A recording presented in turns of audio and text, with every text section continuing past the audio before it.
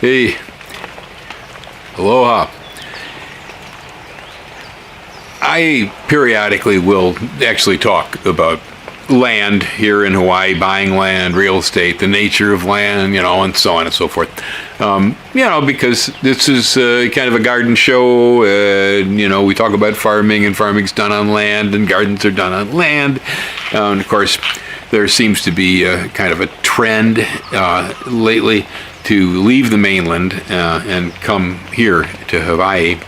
And of course, the low-priced real estate in Puna is a draw. People will look at real estate prices, and a single-family home on Oahu is going to cost you median $1 million. You can still find some fairly low-priced wild land lots here in Puna.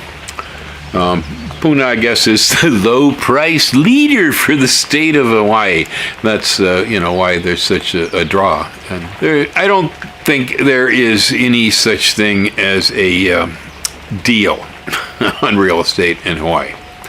For the most part, you get what you pay for. It's pretty much that simple. And if it's a lower price, the property most likely has problems. If it's a higher price, well, it could be higher price problems, but generally speaking, the quality goes up with price. Real estate's all about location, location, location. And so I have questions from people that come to me and they ask me about, what's the crime? Where are the good areas and the bad areas to live, and so on and so forth. Well, for one, I live here. And Puna is the Wild West. Okay? Yeah, it is. Anybody who's not familiar with the place or thinking about it, this is the Wild West. I mean, there's a lot of lawlessness here. It's wild, it's open, there's places you can hide all over. People engage in all sorts of different activities around here that if the police knew where they were located, probably find themselves in court.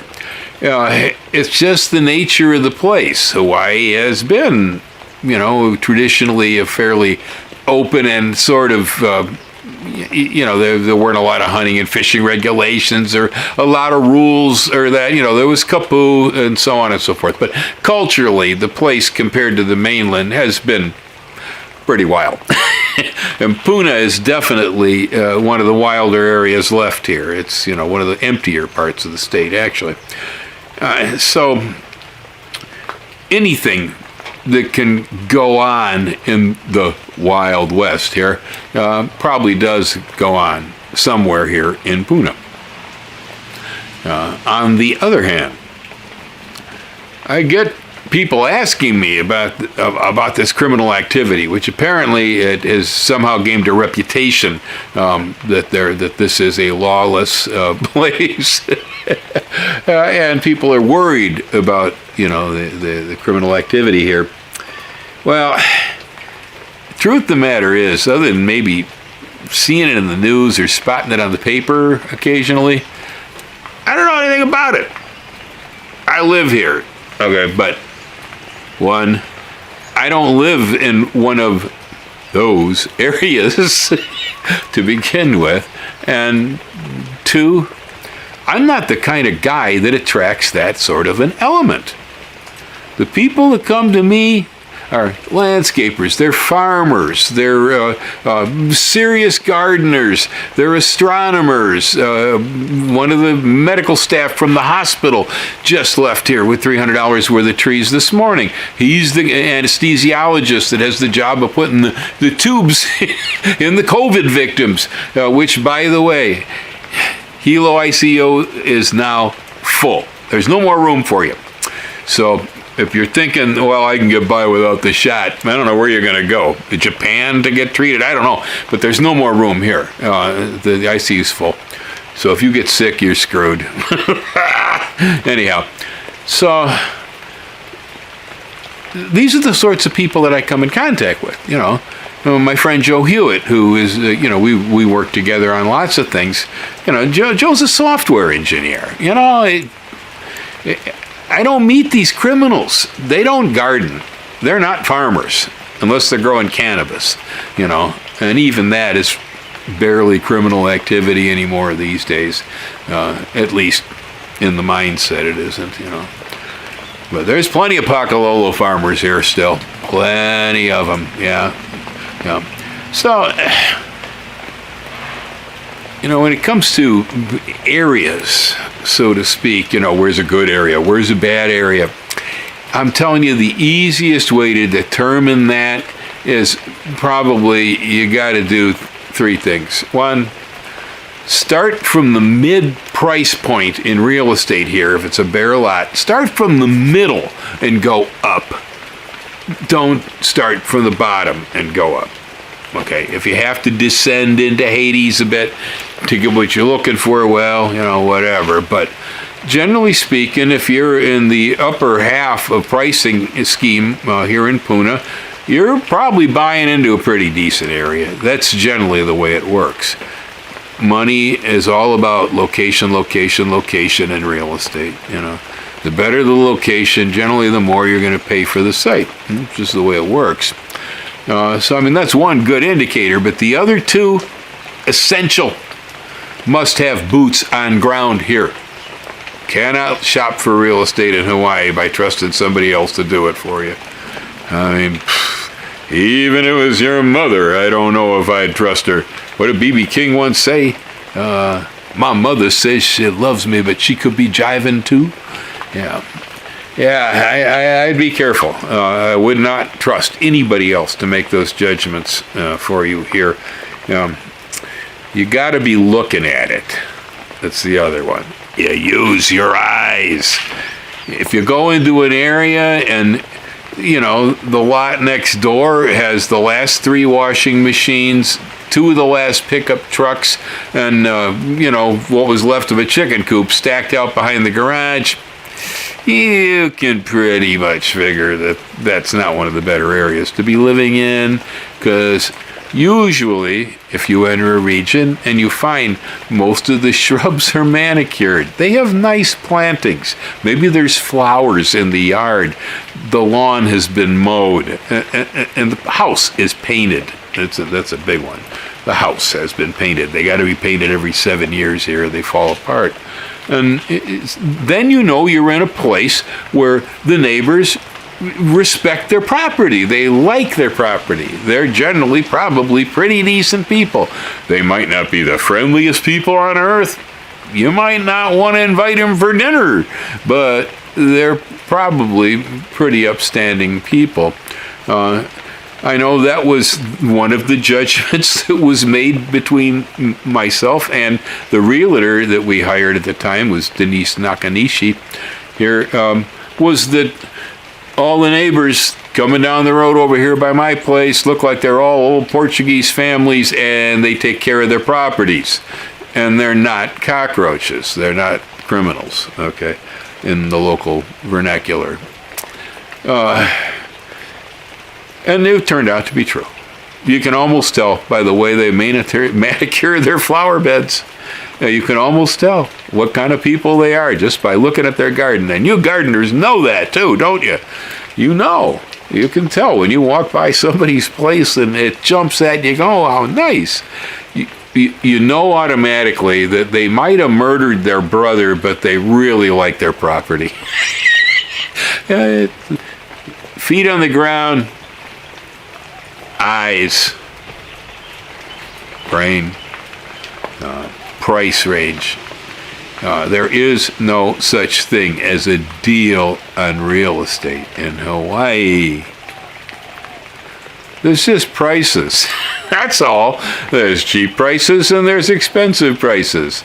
If you can afford the expensive ones, more power to you, because, man, you could be living on a waterfall in a canyon with a view of the ocean, and the sound of the surf. You can do that if you get that kind of money here. I didn't. And this place was twice what I had intended to pay maximum. I put down that amount on my parameters when I was shopping. And when I found this place, everything else on the list matched except for price. Well, at this point, the price, it's irrelevant. I've said over and over in economic videos that money is an abstract commodity. What it was worth last week isn't the same as what it's worth today, and you can all see that's happening very fast right now too. It has no absolute value, and so when we become hung up on, oh, that's too expensive, you're kidding yourself, because usually it's recommended if you're going to have to take out a loan on property, take out a loan that's pretty much at the boundaries of what you could actually tolerate, because you can figure by the time that loan is paid off, you're going to be way above that line, and your income and with inflation and so on and so forth, it will get easier over time to pay these things off. This one here, for instance, I worried about having to borrow the other half of the money so I could get this land, and then I had to turn around to keep it, and I had to get a builder's loan and put the house on it. So I guess, it was on a 3-year with a balloon on a personal loan when we first purchased it, and then in 3 years I had to do something, so we went to the bank. We got a builder's loan, and that's a 30-year.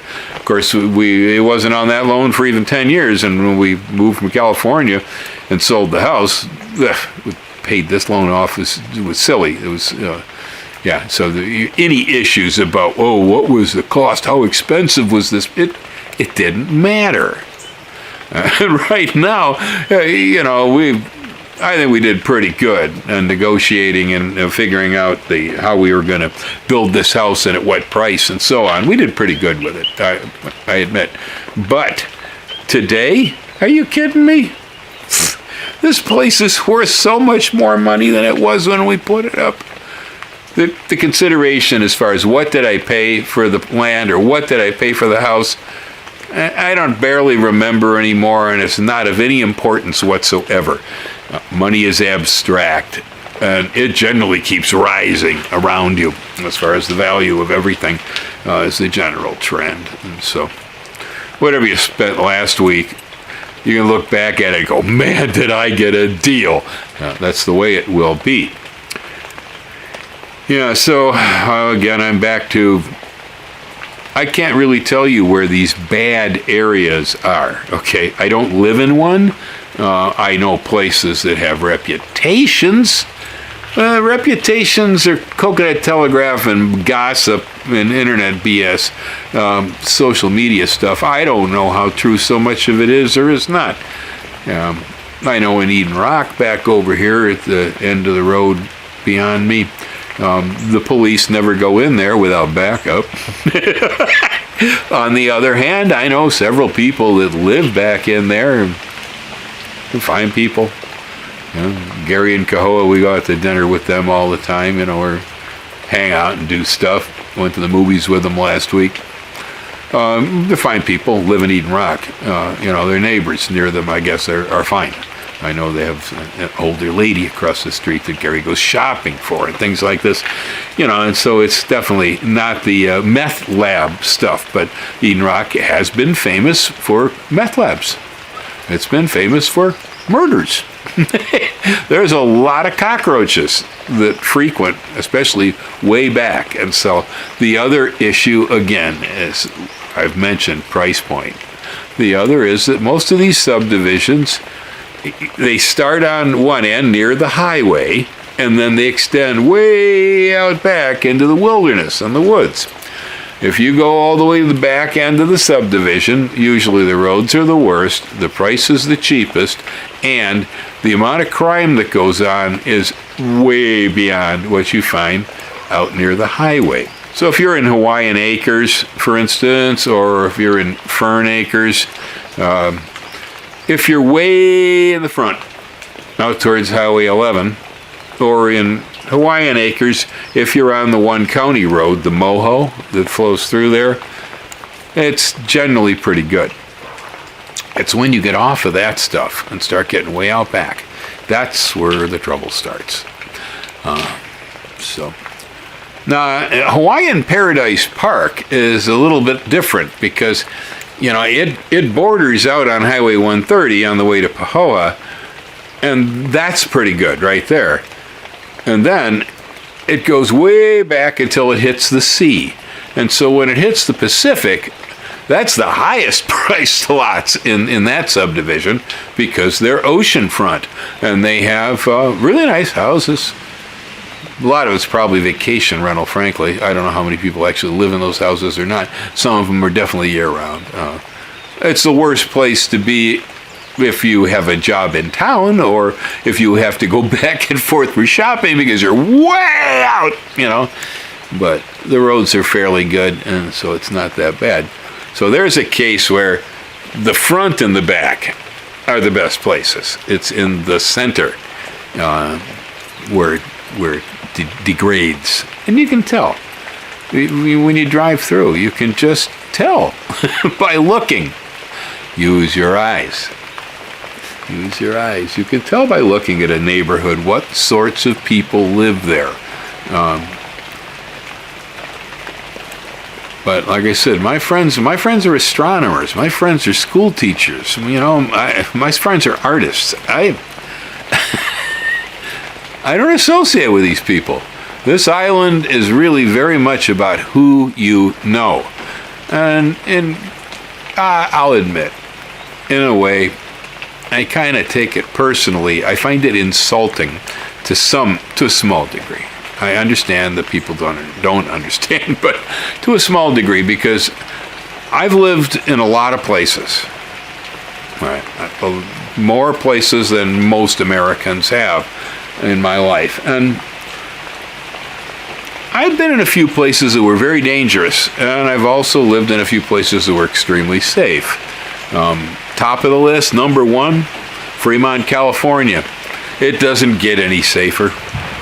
Really, it doesn't get any safer than that, practically, in the U.S. The police stand for nothing, in that town.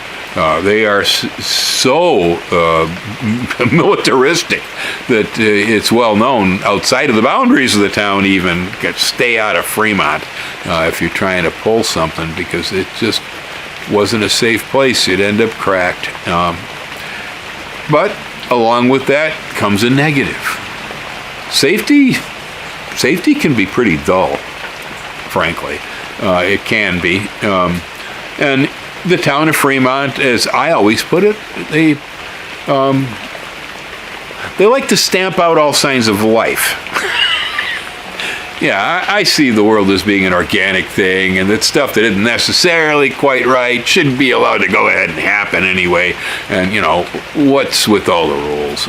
And so, Fremont, they don't even have a 4th of July fireworks celebration for years now. Why? Because people would drink beer at the park when it was going on, and sometimes get a little rowdy, They used to get impromptu used car lots showing up, like in front of churches and things, on service roads, and they'd put signs on their cars, for sale, and people lined stuff. I sold a couple of cars in front of a church in Fremont before they posted the entire street, no parking, They used to get people would swim in Alameda Creek and Niles Canyon.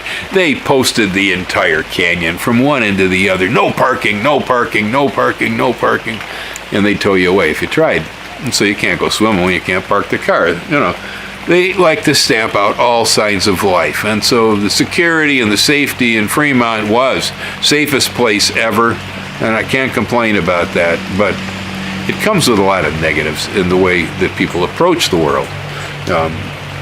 Northern Wisconsin, where I lived, was fairly safe, but like Puna, it was wild. Yeah, it was wild. And everybody was armed to the teeth. There were guns everywhere. But most people who lived there were, farmers and carpenters and and you didn't worry too much about most of them, unless you were up to something. Because we didn't even have, the closest police force was 35 miles away, and they like to come out there anyway. And so most problems were handled by the citizenry. We took care of our own issues, and it worked. It was pretty safe. Depends, sometimes the solutions weren't too good for the guy who had them used on him. But, it wasn't bad. But there was a totally different situation. It was safe because of the kind of people that live there, Polish dairy farmers and stuff, they're just not scary people. And everybody had guns. They hunted. We had deer and rabbits and partridge and all sorts of stuff that you could hunt. And so everybody did it. It was part of the culture. And having that many guns around and people who knew how to use them, it wasn't safe to go messing around. And that's true in a lot of parts of the U.S., I suppose, that the safety is more by the citizenry. Here in Hawaii, well, it's as wild or wilder than it ever was where I lived in northern Wisconsin, personally. But it's a whole different ball game. We're not as well armed here. Here, you got hunters; they're armed. You got the criminals; they're all armed. Okay. As far as the average citizenry, I don't know how many guns are around. I mean, I used to keep 5 or 6 guns when I lived in the Midwest, but after moving through California, I got rid of them all. And the only thing I keep around anymore are 177 pump pellet guns for pests. Take a rat out, take out anything that's pestering me around here that's causing trouble. Plus, in Hawaii, you have to have 20 acres to open fire with a firearm on your property anyway, and so it's an island, and a lot of us do have that much land, but a lot of us don't. Most of us have an acre or less here, is normal. I have 2. Can't run a firearm on this property legally. So,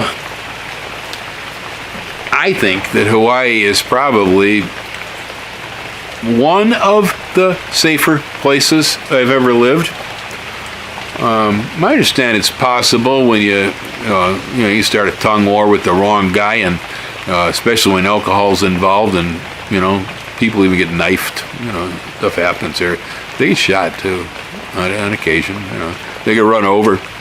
The car is an excellent tool for taking your aggressions out at other human beings here in Hawaii.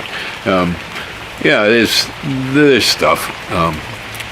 But most of the time, it's usually associated, because alcohol was involved or drugs, and somebody, the meth heads, that's the worst part of our criminal activity here, because you lose your mind anyway, and then you become paranoid, and so they're irrational, and they could do anything at any time, I guess, once you get into meth. A lot of the rest of it, alcohol-fueled, love disputes, very common, very, very common, and so on. I don't see a lot of senseless criminal activity here. It usually has a cause. There's generally some causation that at least at some level you can figure, oh, that guy really pissed him off. All right, I see how that happened. And that's usually the nature of our crime. There's also the theft thing, and the theft is very much about who you know and who hangs around your place. Okay, it's so much that way. I don't know people that would steal anything from me other than a cutting. They're all gardeners. They're all thieves. But all they steal is plants and seeds, a piece of fruit, Yeah, I have to tell them when they're snitching a tangelo, don't tell Ellen. Those are her tangelo, don't tell Ellen. But anyway, there you have it. I live here, and I don't know what the hell this is really all about as far as all the supposed criminal activity. It is, but it's not that big a deal. This is not at all one of the worst places that regard I've ever lived. It sits on the higher end. In general, the aloha spirit here is probably stronger than the urge to criminal activity. Yeah, usually it is. At least with the people I meet. Cockroaches don't come here. I mean, I don't meet them. What would they want to come here for? Well, they don't steal plants, you know. It's the gate's locked here at night to keep the pigs out. You can't stop in front of my property anyway. And so this is not a good location. So there you go. It's all about location. If you don't want to hear about criminals, okay, if you don't want to have to worry about that kind of stuff, use your eyes and figure out, what does this location look like? You know, and I'm not just talking about the guy next door. You know, a 3-block circle, 4-block circle. It's kind of how these things work. But you get these enclaves of cockroaches, but then right next to them, you'll have this group of, I don't know, in Eden Rock, for instance, I think a lot of times it's both that things have been improving back there. They've done a lot of busts and cleaned up some of it, but I think a lot of the rest of it is mostly off-island people who just don't realize what they're doing when they buy cheap land. Okay. Aloha. Have a good summer.